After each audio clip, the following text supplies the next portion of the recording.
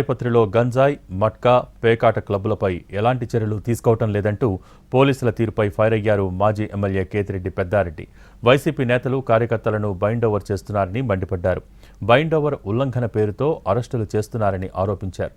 తాడిపత్రిలో జంట హత్యలకు పోలీసుల వైఫల్యమే కారణమని విమర్శించారు.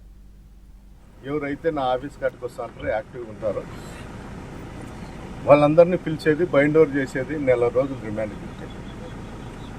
ఏదోలే మా కర్మ అనుకొని మేము అనుభవిస్తాం. ఇప్పుడు ఇదే విధంగా ఉండదు. వాళ్ళ ఆలోచన ఏమిందంటే రెడ్ బుక్లో ఉన్నా, డిజిటల్ డైరీలో ఉన్నా కూడా ఈ సంపాదనతో ఇప్పుడు నేర్చుకున్నాడు, అనుభవం నేర్చుకున్నాడు. మటకా క్లబ్బులు ఇవన్నీ మళ్ళీ వీళ్ళని తీసుకొని పోయి, లేకపోతే ఎవరెవరు వైఎస్ఆర్సీపీ కార్యకర్తలను దగ్గర పెట్టుకొని మళ్ళీ వ్యాపారాలు కొనసాగచ్చు. ఈ ఉద్యోగం ఉంటే ఊడితే ఊడనే ధైర్యంతోనే వాళ్ళు చేస్తారు. మనమంతా ఏమనుకుంటాం అంటే మా ప్రభుత్వం వచ్చే ఏ అధికారులు ఏం చేసినారో చట్టపరంగా మనం చూసుకోవచ్చు అని మనం అనుకుంటా. అంటే చట్టం లేదు, ఏమి లేదు అని భావించి వాళ్ళ శైలిలో వాళ్ళు నడుచుకుంటారు.